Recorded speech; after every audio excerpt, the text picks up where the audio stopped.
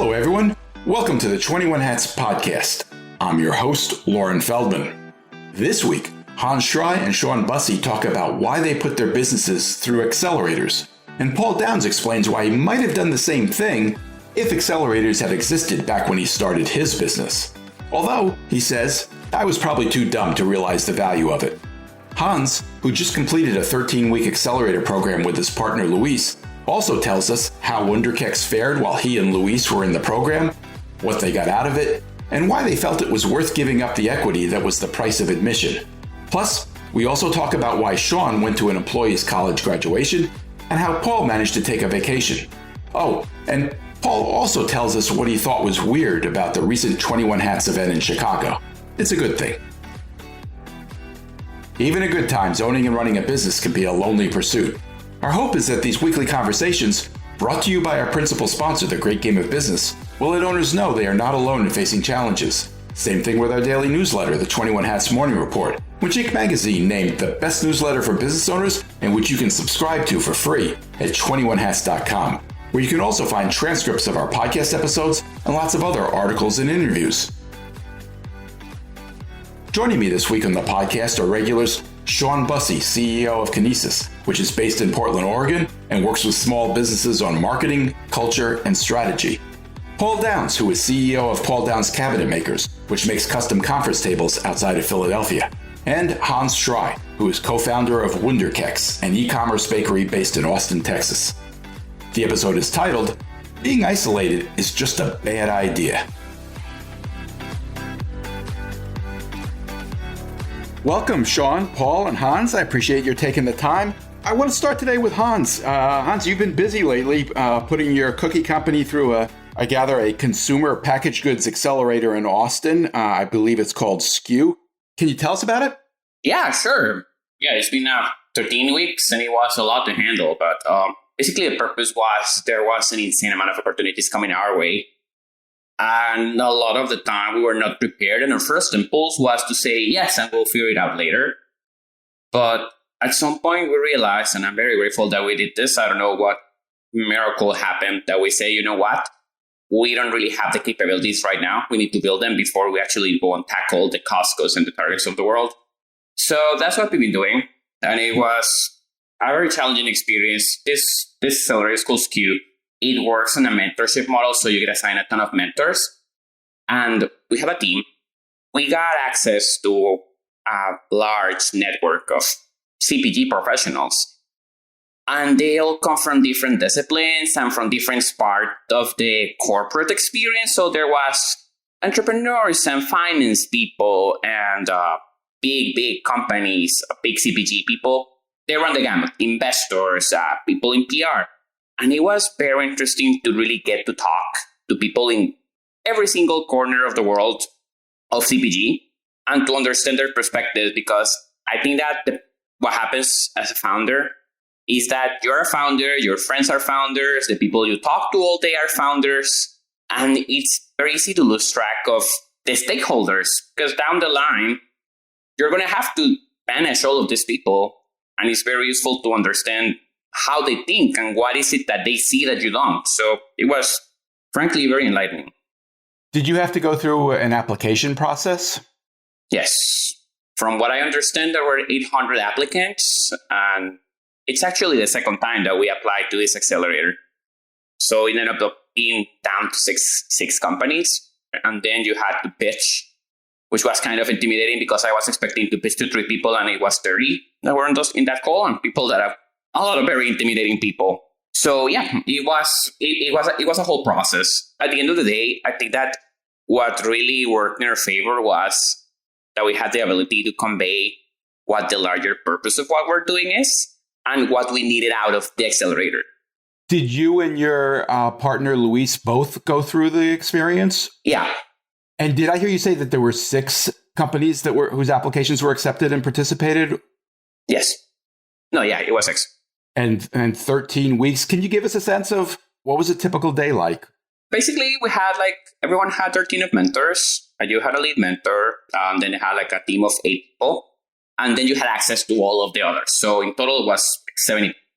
There was a weekly call that like, okay, so this is where we are. This is where we need to establish priorities and then move into the next thing.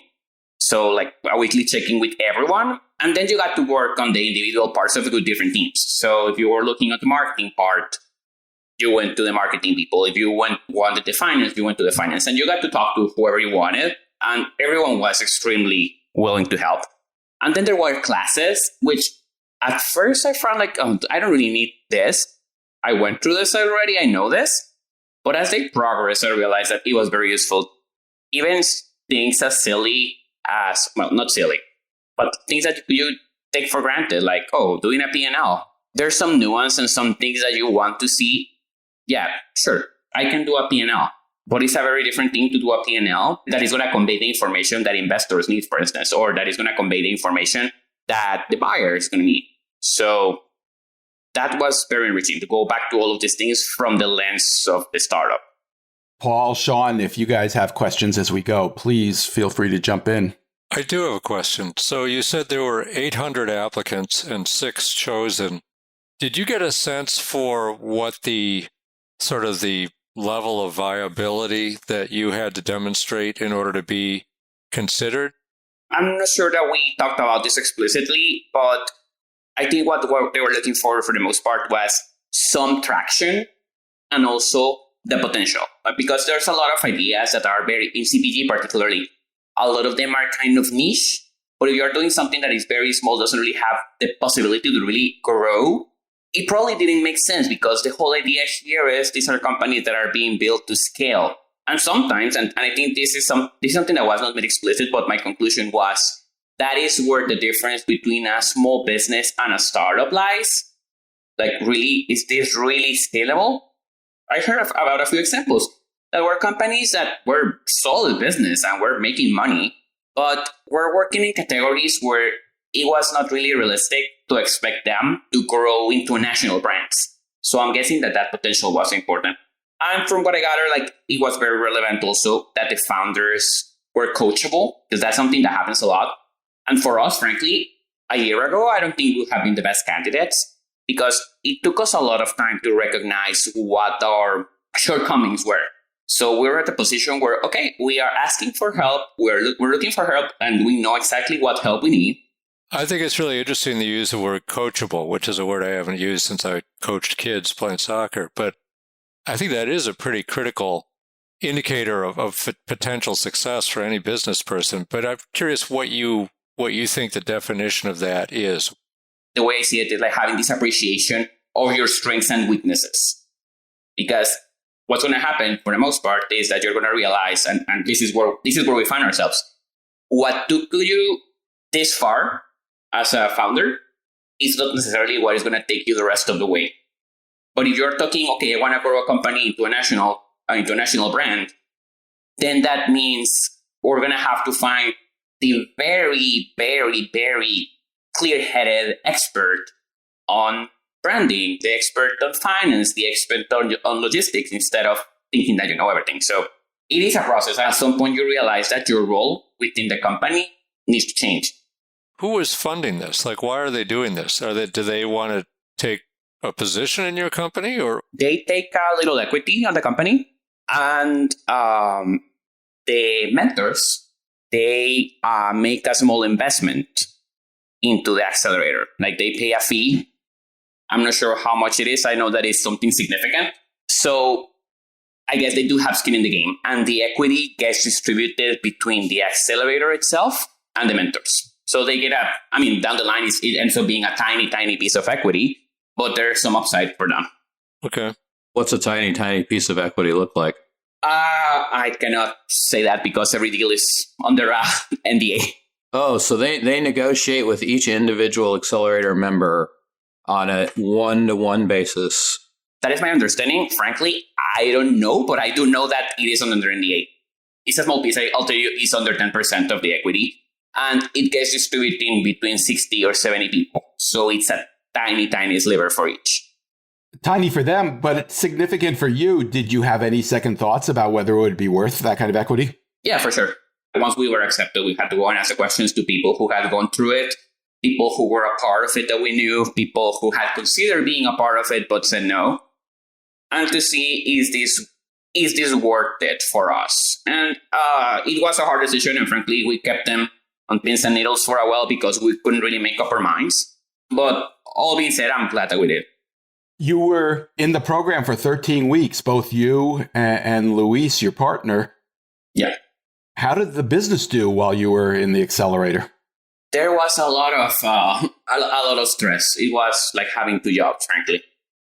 You were still trying to run the business at the same time. You didn't delegate that. I mean, there was no one to delegate it to, so we did slow down on like new launches and that type of thing because the focus was here. So we could automate it as much as we could, I guess.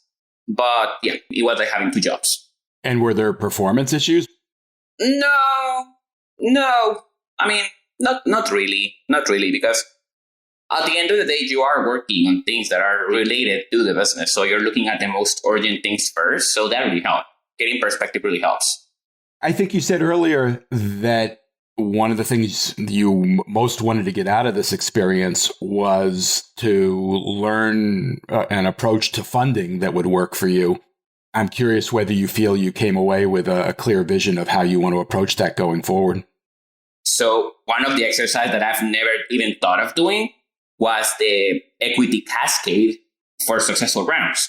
So like, oh, of course, you say, as a founder, I would rather have 20% of $100 million company that I want to have 100% of $1 million company. That makes sense. That's $1 million versus $20 million. The problem is that you're not the only factor in this ecosystem. So by the time you are holding just 20% of your company, you are also looking at you not really being in control of your destiny anymore. And that is a part of it that is normal. But is the type of thing that you want to really ask yourself, is this where I want to go? Is this something that I'll be comfortable doing down the line or not? So did that experience change your view of where you'd like to fall on that continuum in terms of how much of the business you control? I think it didn't change it, but it did give me a more nuanced perspective, I would say. Like down the line, at some point, you're going to lose control most likely. If you really want to grow, you're going to lose control. And that is fine, but you want to lose control at a point where you have proven yourself and when you have yourself options. Did you have any kind of demo day at the end of it? Did this lead up to your pitching to potential funding sources? Yes, that was last Tuesday. How'd that go? It was a lot of fun. You know, even that is a learning experience because there's a lot to be said about knowing your audience. It was fun. I wouldn't say that it was not successful, like our own pitch. But I think it would have been way stronger had we asked ourselves the question, who is going to be listening to this? And we really didn't. So we had this amazing presentation. It was beautiful. It talked a lot about our mission, about our brand. It didn't really talk much about like the financials, which makes sense in certain contexts. I'm not sure it made sense there. But frankly, I would have liked to do this, knowing who I was pitching, and I didn't. So that wasn't me for not asking, frankly. If you're selling anything, knowing who you're selling to is pretty basic. And we deploy all kinds of different playbooks depending on who we're speaking to. Yeah, absolutely. Absolutely. The nice thing about this is that this is a controlled environment. Like all the people that we're in front of were within the ecosystem. So you kind of have like a little taste of the real world, if you will. So yeah, that was a mistake. But you learn like that. I can promise you that mistake won't happen to me again. It seems like the kind of thing that they might have coached you on. I'm surprised they didn't give you a better feel for that. This is the thing. Like you will go to an accelerator and they're going to tell you, oh, so this is what you have to do. That is not how it works. What's going to happen is that you're going to get exposed to a ton of different perspectives. And of course, you get coached and you get some direction. But for the most part, it's also about you being able to walk through that the same way that you would do in real life. Shawn, I think when you told us about going through a program that EO offers fairly early in your journey, was it anything like this? I think considerably different. I mean, for context, I did this in the end of 2009. I think it might be called EO Accelerator, but it's a really structured, at least the way it was run then, it was a really structured curricula. It was designed as a 3-year program to get your company up to $1 million in annual revenue. And you had to be at least $250,000 a year in sales. So a very different thing. There was no investing component to it. And it was, because it was a 3-year program, it was pretty in depth around each of the different areas of the business. I had been running the business for 9 years by the time I joined it, but I really didn't know anything about business. So, I really wasn't living up to our potential. And the accelerator program really unlocked that potential for us. But that's when we saw, really considerable growth year after year. Is there something specific you would point to that unlocked that potential for you that you got out of it? I mean, a lot of it was being exposed to, how to think about a business, how to look at finance, how to look at your operations, how to look at culture, hiring, just a lot of fundamentals that I was never exposed to. And then I would say the most important part was strategy and business valuation. So I focused a lot on what made a business worth something and really built the organization around that. So things like recurring revenue as opposed to project revenue, things like low turnover of employees, things like higher value customers that valued you for what you did as opposed to transactional relationships. So a lot about strategy in that case. Paul, I don't think there were accelerator programs when you started your business, but you've spoken here about how you feel it was a real turning point for you when you started getting some outside perspective on your business, in part from like participating in a peer group setting like Vistage. Yeah, well, it was a turning point, but it was 26 years after I started. So, so you survived 26 years. Do you think an accelerator of some sort would have been of interest to you had it existed back then? Absolutely. Although I was probably too dumb to realize the value of it, but I would say that for anybody who's trying to start a business, just getting out of your office and talking to more people is almost always worth doing. And we just saw that when we all went to Chicago a couple of weeks ago. But you will meet people who know more than you. And if you're smart enough to listen to them, it's going to open up worlds of new information, plus building a network of people you can call to help you. And I think it's very, very difficult, particularly these days, to even imagine someone succeeding without building a network, reaching out, making use of the ease of connection that we've been blessed with. And so I think that these things are great, and I definitely would have done it. Yeah. I mean, I think about, for example, the period of time, in the early pandemic days, when the government put out the PPP funding, the people who were networked in and who had connections and knew how to navigate that terrain, they got money so much faster than those that didn't have those resources.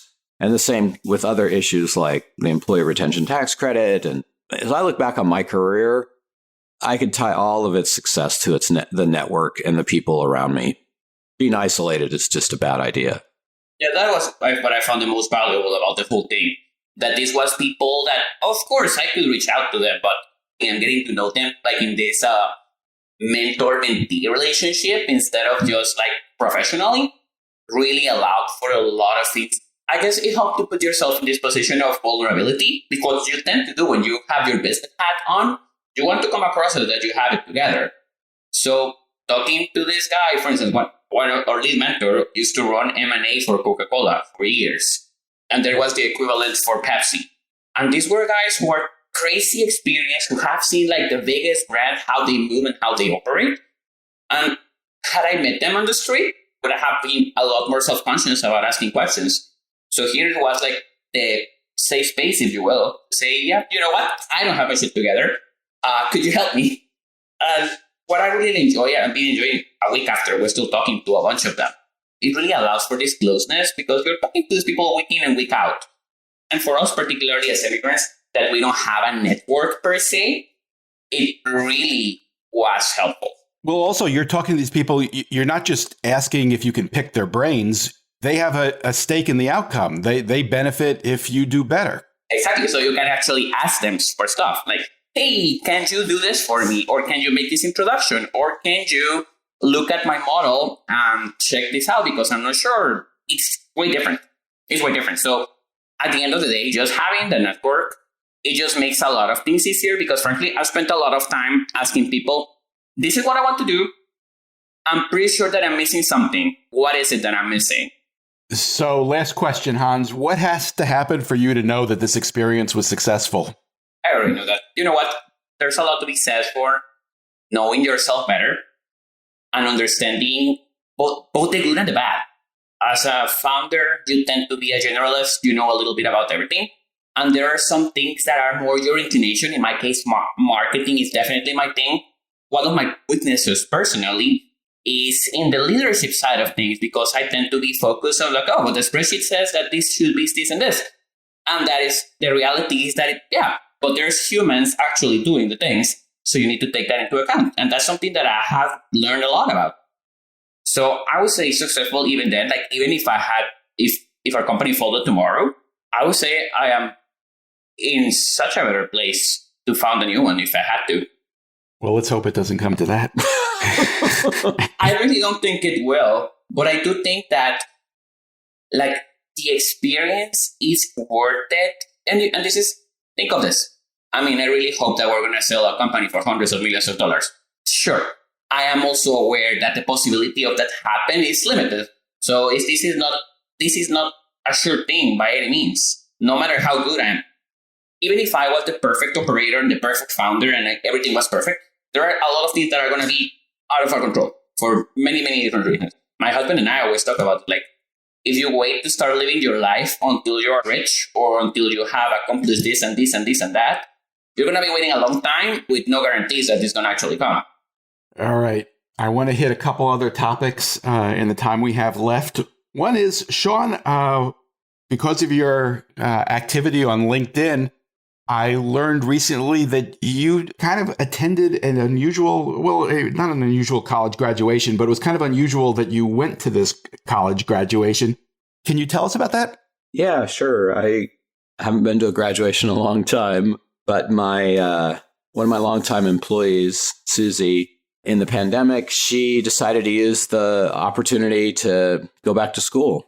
And, she's been with us for, 9 years or so. It's always been sort of a hope for me that she would want to go back to school because I think it would, just do some really great things for her. And so she decided to do that and we supported it. And so she was going to school full time while working for us full time. And so when she graduated, I decided to go down to San Diego where she graduated from and congratulate her. Yeah, it was great. Was it a big deal when you hired her that she didn't have a college degree at that point? No, it's kind of funny. Susie has everything you want in an employee, right? She's got the right attitude. She's a go-getter, hustles like crazy, and she's got incredible skills. She can run a spreadsheet like nobody's business. She's a fantastic writer. She's had a really great career. But what was really interesting is that when I met her, she was trying really hard to make a career change. She was trying to get out of hospitality and into creative services, and nobody would hire her. She didn't have the degree and she didn't have the work experience. She's just really talented. And what really got her the job was she had a blog that she was running at the time. And so she was just writing her own kind of personal stuff. And it was fantastic. So I just kind of hired her on the spot. You don't often hear of business owners attending the college graduations of their employees. Was that just a spur of the moment thing, or is this something that you thought about from the time she went back to school? Yeah, I mean, actually, it was maybe somewhere in between those two. I've gone to employees' weddings. I've kind of helped them, with the process of buying houses and, just sort of coaching them through that kind of stuff. And I mean, these are big life events. And I think that it's just a good thing to celebrate your employees' accomplishments. And, San Diego's a 2-hour flight from Portland, so it's not really that difficult. Nice. I don't know. I tend to have relationships with employees that are hopefully a little bit deeper than just the, working together relationship. Yeah, I think that's part of the reason we have low turnover. Are you at all concerned that now that she has that degree and you just gave her that great plug here on the podcast that you're going to lose her?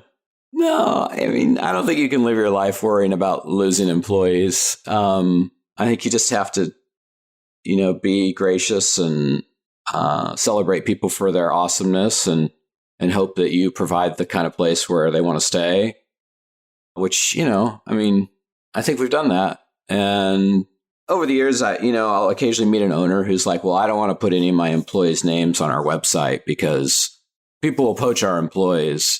And I think that's thinking about things in the wrong way. I've heard that many times. I think you need to think about how you're keeping people excited to be there as opposed to fearful of others, quote unquote, taking your employees. And, with LinkedIn now, I mean, all that kind of thinking is kind of moot. Recruiters know who works for you and they're calling them and emailing them all the time. So I think it's your job as an owner to create a great place to work. That's your job. If you're not doing that, you have bigger problems than whether your employee is on your website. Paul, I wanted to ask you, you recently managed to take a vacation. Tell us where you went. I went to Ireland. My wife is an artist, and she went with a group of other painters for a week of painting the Irish countryside.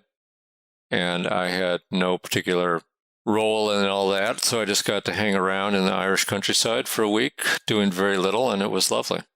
Has this been something that you've been able to do through the years? No.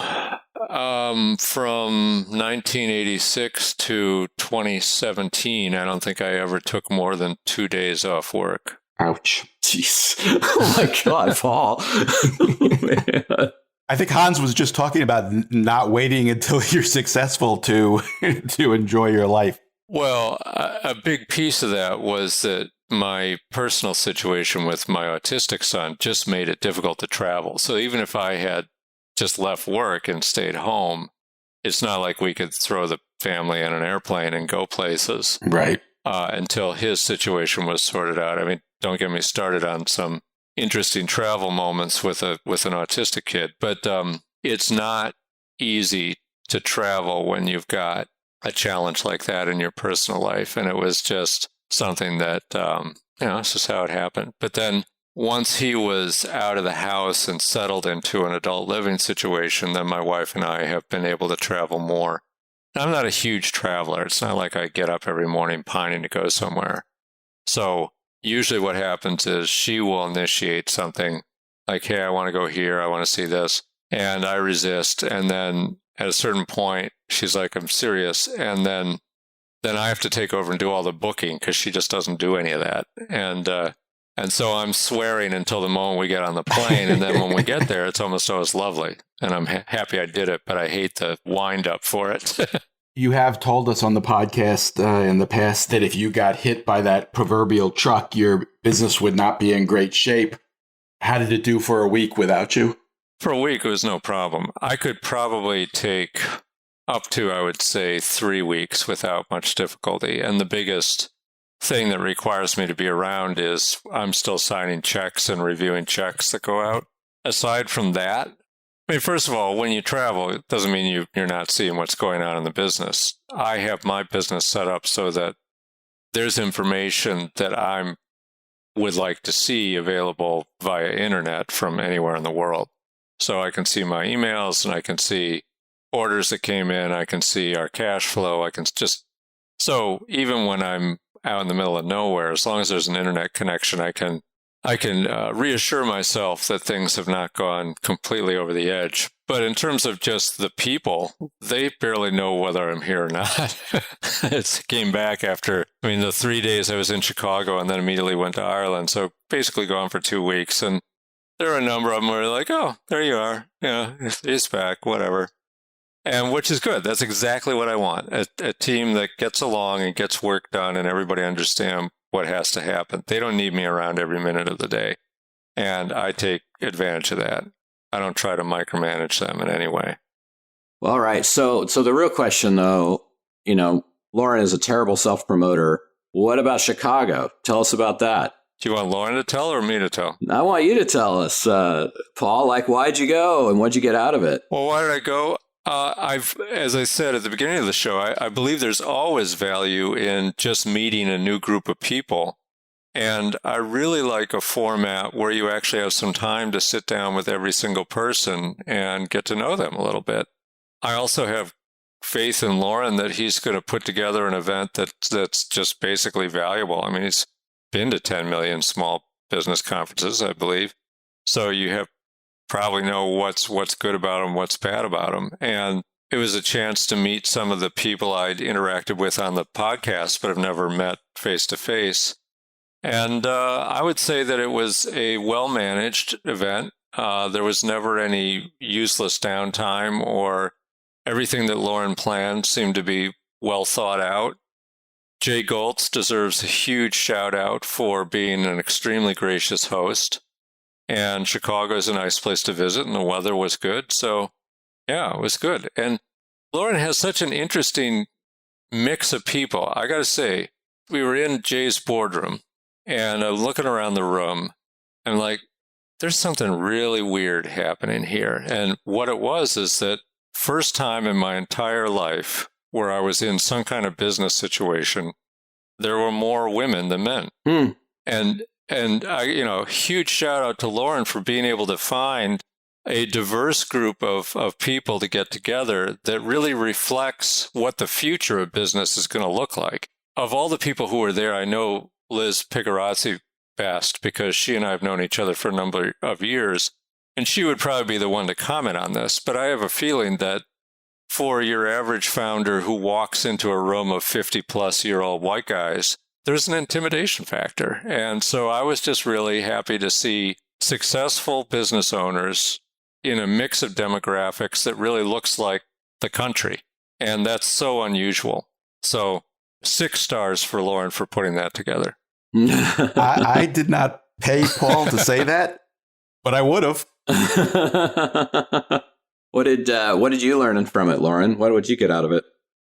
For me, it was, I viewed it as an opportunity to kind of prove that there's real potential to create a 21 Hats community, and that if you brought people together, they would connect.